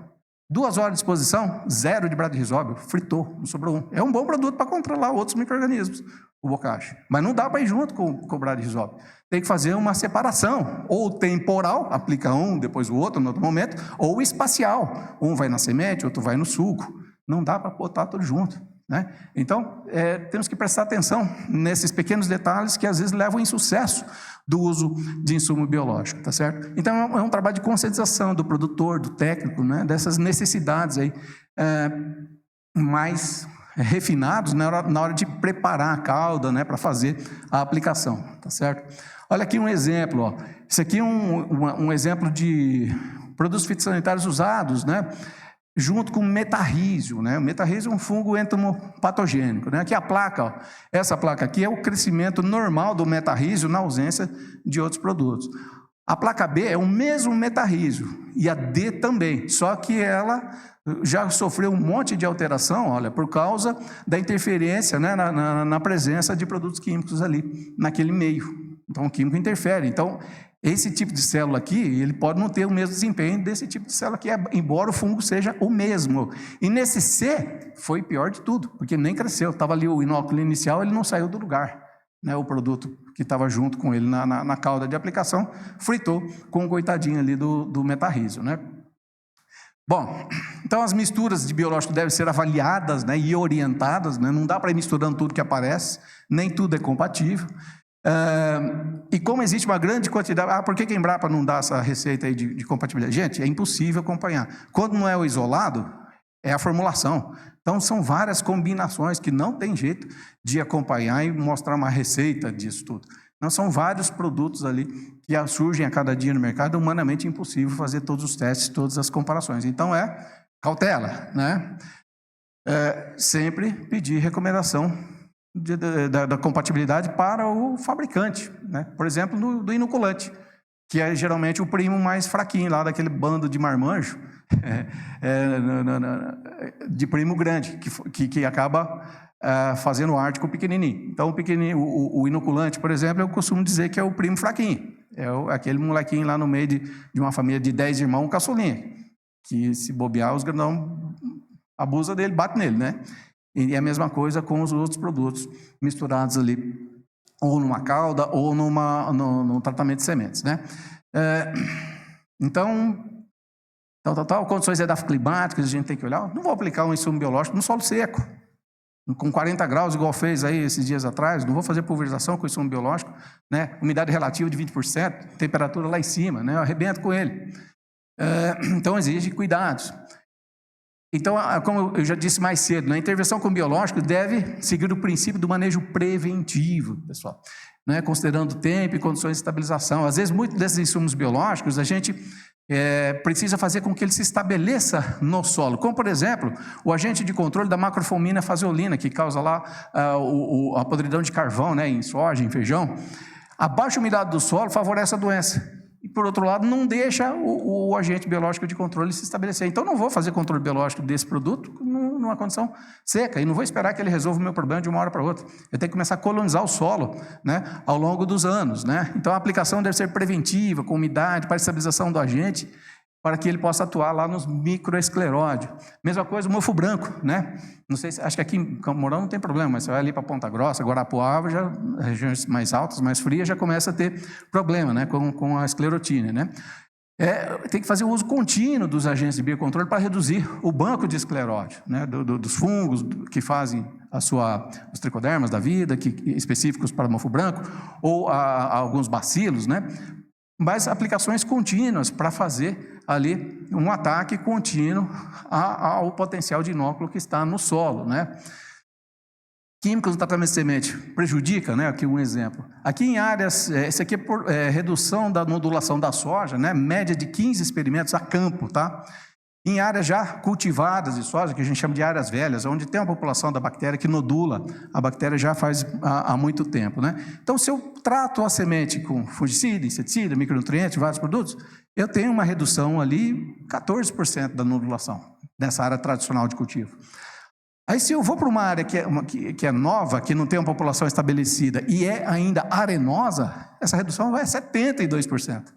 Essa soja não sai do chão, fica toda amarelinha, tal, pouco nódulo, não sabe por quê? Porque eu arrebentei com a inoculação, por causa da mistura com químico, né? No solo argiloso, mesmo em área nova, né, área de reforma de cana, reforma de pasto, que eu tenho uma população de bactérias nodulantes, né, os rizóbios em baixa quantidade, mas é um solo mais tamponado, né? Mas mesmo assim ainda reduz 30% da nodulação. Então, cuidado com esse tipo de mistura, né, que eles acabam prejudicando bastante a sobrevivência. Aplicações na cauda, cuidado com temperatura e tempo de exposição da cauda. Os produtores muitas vezes perguntam, eu preparei uma cauda hoje, né, com inoculante, mas aí começou a chover, eu só vou poder usar, voltar a trabalhar amanhã. O que aconteceu? Ele caiu 10 vezes, ou seja, sobrou 10%, 24 horas depois da bactéria que eu estava inoculando. Tem que refazer a cauda. Isso a 28 graus, quando foi a 37, arrebentou ainda. E se tinha mistura de outros produtos na cauda, lascou mais ainda, caiu mais intensamente. Às vezes não durou as 5 horas que eu precisava ali, que durasse um tanque de aplicação. Então, se eu deixo muito tempo em contato com outros produtos, eu mato muito rápido. E depende do tipo de produto, depende da temperatura, uma série de fatores. Então é melhor não arriscar, né? Faz a separação espacial ou temporal. Deixa a cauda para fazer o inoculante e quando for usar outros produtos, somente aqueles com certeza que são 100% compatíveis. Por exemplo, o Bradyrhizobia e as azospirides são 100% compatíveis. Algumas pseudomonas são compatíveis até um determinado tempo, 5, 6 horas, mas que isso começa a matar também. Então, cada biológico tem lá a sua peculiaridade em termos de compatibilidade. Deixa eu ver se o vídeo vai. Era para ser um vídeo aqui, mas não tem problema. Né? Tratorzinho passando, fazendo semeadura no pó. E eu falo, semeadura no pó é tiro no pé. Né? Mesmo usando inoculante longa-vida, né, que pressupõe que aumenta a sobrevivência de células ali por um bom tempo, aqui o tempo que a semente de soja ficou no chão lá esperando chuva. Isso é uma simulação que a gente fez. Né? 2 horas, 1 dia... 4 dias, 11 dias, aqui 18 e aqui 21, se eu não me engano. Ou seja, a partir do 5º dia, em algum momento aqui, já zerou. Eu já não recuperei nenhum Bradyrhizobia mais da semente de soja que ficou no solo seco, certo? Já com 2 horas, ela, inicialmente, antes de semear, eu tinha 95 mil células recuperáveis por semente. Com 2 horas de exposição, já ficou em 35. Caiu pela metade, né, de um número, menos da metade de um número mínimo recomendado, que deve ser entre 90 e 100 mil células recuperáveis por semente de soja. Eu coloco pelo menos 1.200.000 por semente, para recuperar pelo menos de 80 a 100 mil no momento da semeadura. E ali com exposição a um solo que chegou a 48 graus, só 2 horas esperando a chuva, caiu para 35 mil. Aí já prejudica a saída da nodulação da soja. Né? Então é o risco. Semeadura no pó é um tiro no pé. Por quê? Outra coisa, né? O solo exposto ali, as boas práticas, plantas de cobertura, o solo exposto chegando a 47 graus. Como é que eu vou botar um insumo biológico num ambiente desse? Arrebenta com ele. E no solo coberto, com palhada, 32 graus. Tranquilo ali na superfície do solo, coberto pela palhada. Então, manejo de solo, manejo de cultura, manejo de palhada é muito importante também para eu conseguir trabalhar adequadamente com o insumo biológico. O capricho na hora de aplicar o insumo biológico. Muitas vezes o cara abre a caixa da semeadora e simplesmente joga lá o insumo biológico na caixa. sem misturar adequadamente, sem fazer uma boa homogenização.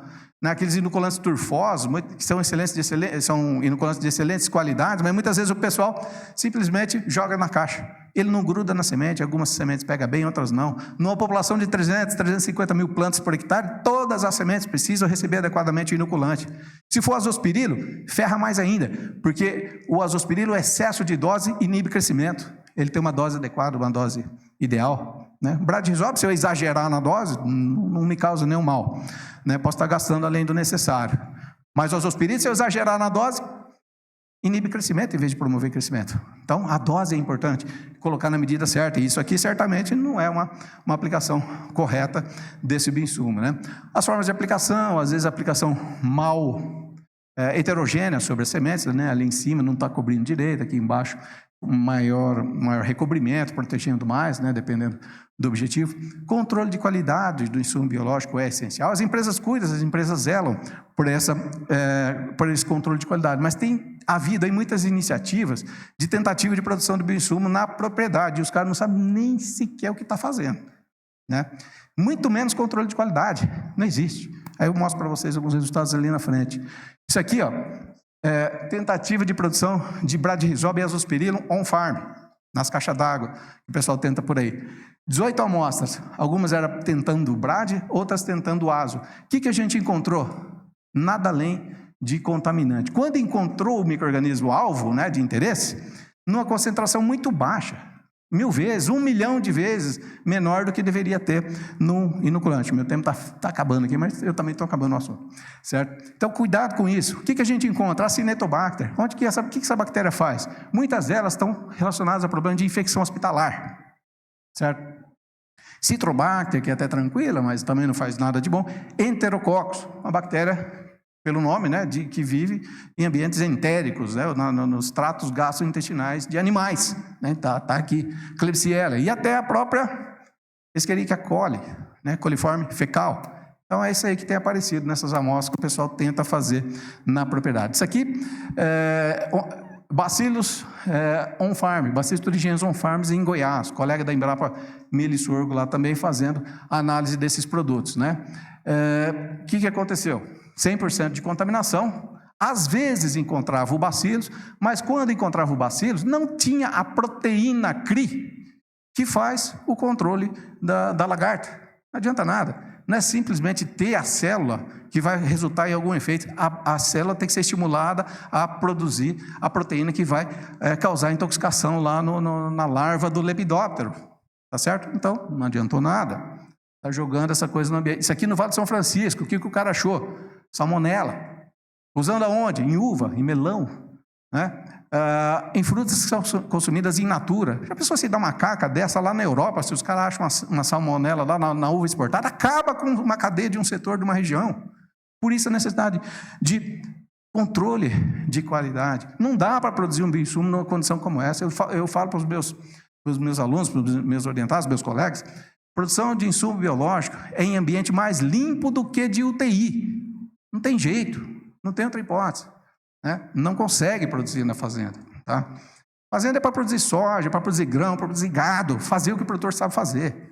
Deixa a produção de insumo biológico com quem sabe fazer, que são anos de treinamento, de infraestrutura, de uma indústria muito bem organizada que está aí no mercado brasileiro e dando exemplo para o mundo. E aí, de repente, tem umas iniciativas que querem queimar esse filme, e aí começa a complicar. Agora, na Embrapa Soja, a gente passou a usar algumas estratégias mais refinadas, independentes de cultivo, para fazer controle de qualidade de bioinsumos. A chamada metagenômica. A gente pega uma amostra, extrai o DNA total daquela, tudo que tiver de DNA naquela amostra, a gente extrai, tipo um CSI, extrai o DNA lá, leva para o sequenciador, sequencia tudo, compara as sequências e vê que bicho tem lá. Esse aqui era o nosso controle positivo. A gente misturou azospirilo, risóbio, bradyrhizóbio, só para ver a sensibilidade do método. Ele identificou as bactérias que a gente colocou lá. Aí a gente começou a pegar um farm para ver. Um deles aqui era para bacilos, outro era para bradyrhizóbio, outro era para azospirilo. O que a gente achou? Sphingobacterium, Caldibacilos, Lentibacillus, Macellibacteria, Acinetobacter, Liquidilactobacillus, um monte de outra coisa, nada a ver. né? Micro-organismo-alvo não tinha, certo? E aí, fazendo a comparação, quando aparecia, né? Isso aqui, eles tentaram multiplicar bradyrhizóbio. A proporção de DNA na amostra de bradyrhizóbio era de 0,012%. É nada. O resto é contaminante, certo? Outro bradyrhizóbio, outra amostra de bradyrhizóbio, a proporção era de 0,47%, outra de 0,10%, outra de bradyrhizóbio aqui, 0,052% de DNA dessas bactérias na amostra, o resto é contaminante. Azospirilo, 0,78%, às vezes até só o DNA que estava ali das células que foram usadas como inóculo. Geralmente o cara joga um produto comercial lá como inóculo e ela não consegue competir com os contaminantes, mas o DNAzinho dela fica lá, né? Estou acabando. Nas demais amostras não foram encontrados micro-organismo-alvo. Então, o risco aí que a gente está fazendo, né? Bom, o que a gente precisa para o futuro? Prospecção de novos agentes, pessoal. Tem campo para novos agentes, novas bactérias, novos modos de ação. Um desafio muito grande que precisa de bioinsumo. Sabe onde é? Na área de bioherbicida.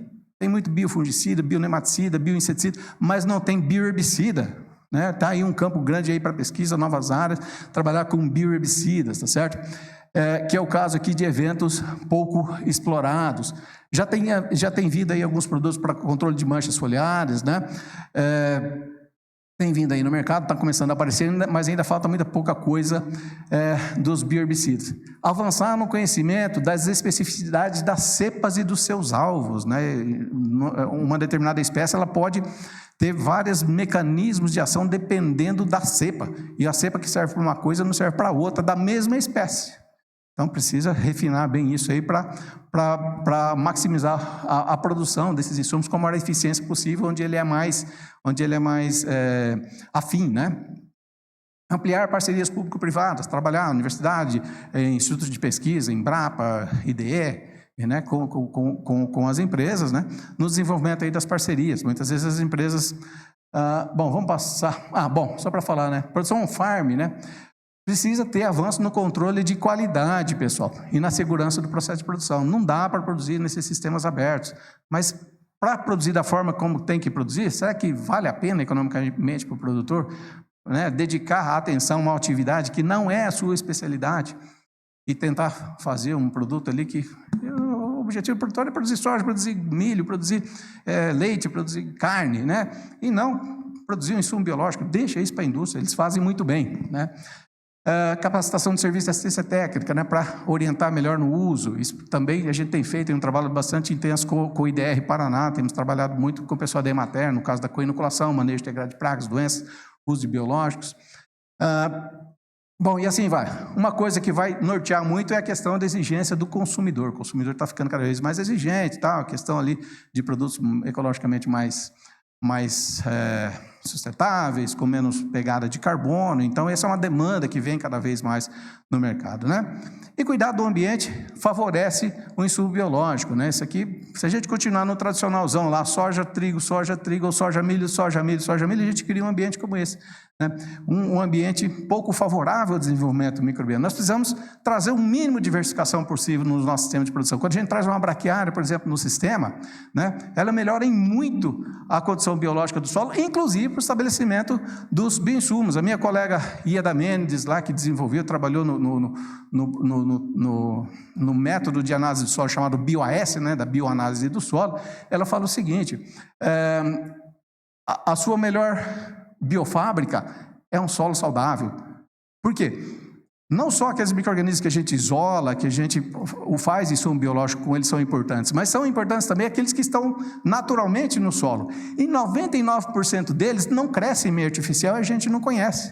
Como é que a gente dá condições para ele se estabelecer e trazer algum serviço para a gente favorável também? Dando condição de vida, diversificando, trazendo raiz, trazendo cobertura, impactando menos o solo, fazendo um bom manejo de solo e de cobertura. E assim vai. E a boa notícia é que, numa pesquisa aí com mais de 5.000 produtores mundo afora, mostrou que o produtor brasileiro ele é o mais propenso a usar insumo biológico. Ele sabe, ele gosta, ele já usa e ele está aberto para fazer o uso desses insumos biológicos, né? 55% aqui já usa atualmente, por exemplo, para biocontrole, né? 50% usa bioestimulantes, e aqui no caso à base de origem biológica. Aqui, chamado de biofertilizantes, estão os inoculantes. Aqui fala 36, né? Mas as pesquisas que nós fazemos aqui internamente, só na soja já é 80% de adoção. Isso aqui é agricultor em geral, né? Não é só produtor de soja. Mas os brasileiros são os mais propensos a usar. Depois os europeus, depois vem lá a China, Estados Unidos, Canadá, Argentina, isso aqui acho que é Irã, não sei. E mundo, média mundial, aí, ó, bem menos, né? O agricultor brasileiro dá exemplo para o mundo e a gente não pode deixar falar mal do produtor brasileiro, né? Tanto dentro quanto fora, né? Então é isso aí, pessoal. Para a gente fechar a nossa conversa, né? Os bioinsumos no Brasil e principais desafios. Eles estão em uso crescente, né? Em aumento crescente de uso. São usados aí nas mais variadas etapas do sistema de produção, desde a semeadura até pós-colheita, né? Tem bioinsumos ali para conservação de grãos, né? Para evitar caruncho, para evitar pragas de armazenamento, mas são organismos vivos e para funcionar tem que continuar vivo. Não dá para tratar como a gente tratava o insumo químico, bota lá, armazena no canto, espera a hora de usar. Não, tem que armazenar adequadamente, temperatura, umidade, integridade da embalagem, furou, é igual leite, meu amigo. Você abre uma lata de leite, você tem que consumir em 2, 3 dias. Depois que isso, azeda. Isso é a mesma coisa. Inoculante, às vezes o cara compra lá e fala, vou usar um pouquinho aqui, depois o resto eu vou usar lá no fim do mês. Meu, azeda, é igual caixa de leite. Você abrir o leite, você tem que consumir 2, 3 dias, senão, né, contamina. Dar condições para o bom funcionamento, ou seja, criar um ambiente biologicamente favorável, manejo do solo, manejo de cobertura, diversificação mínima possível, né? Bota lá uma braquiária, se possível consorciada com milho, depois, já ajuda muito no sistema, né? Nem vou falar aqui dos sistemas todos de rotação de culturas, mas se puder um mix de plantas, diversificação de plantas, e assim vai, existem várias maneiras aí de diversificar o sistema de produção. E usar bioinsumos de qualidade e procedência, né, pessoal? Saber de onde vem. Produz com o registro do Ministério da Agricultura. Isso dá uma garantia a mais que ele passou por algum controle, que ele teve que provar alguma coisa. O registro do Ministério da Agricultura não é concedido assim do nada. Ele tem que mostrar que o insumo tem eficiência agronômica, que ele é inócuo, que ele tem concentração mínima, tá? Acontece alguns problemas de queda de concentração? Acontece, né? Mas, né, pelo menos se tem algum tipo de controle quando esses produtos são registrados e eles são exigidos, né, que tenha concentrações, pureza e identidade, né, da estirpe que está sendo utilizado. Fica aí nosso agradecimento. A gente trabalha muito em parceria com a UEL, ali de Londrina, orienta nos programas de pós-graduação lá, a CAPES, que custeia aí as bolsas dos nossos alunos, a própria Embrapa Soja, que é a nossa casa, né? O CNPq, a gente tem vários projetos financiados pelo CNPq, parceria com o IDR aqui, bastante importante, claro, as empresas privadas aqui, parceiras nossas também, a Coamo é um exemplo, né? E a gente faz parte de um Instituto Nacional de Ciência e Tecnologia, que é o uso de micro-organismos benéficos na agricultura. A gente congrega mais de 100 pesquisadores de Manaus a Porto Alegre, né, trabalhando com insumos biológicos. A gente troca informações, a gente faz redes de pesquisa, a gente troca insumos biológicos e conhecimentos, né, nessa rede aqui, que é financiada pelo CNPq. Fica aí meu contato, meu e-mail, telefone da minha sala lá na Embrapa, LinkedIn, para quem quiser. A gente fica à disposição de vocês. Desculpe pelo tempo aí e a fome que vocês estão passando, mas é por uma boa causa. Agradeço mais uma vez a oportunidade e eu fico à disposição se houver tempo para perguntas. Obrigado, pessoal.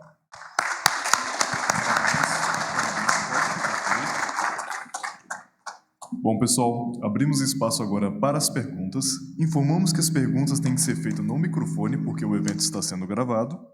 E então a gente solicita que quem for fazer a pergunta, levante a mão que nós vamos levar o microfone até você. Tudo bem? Está liberado.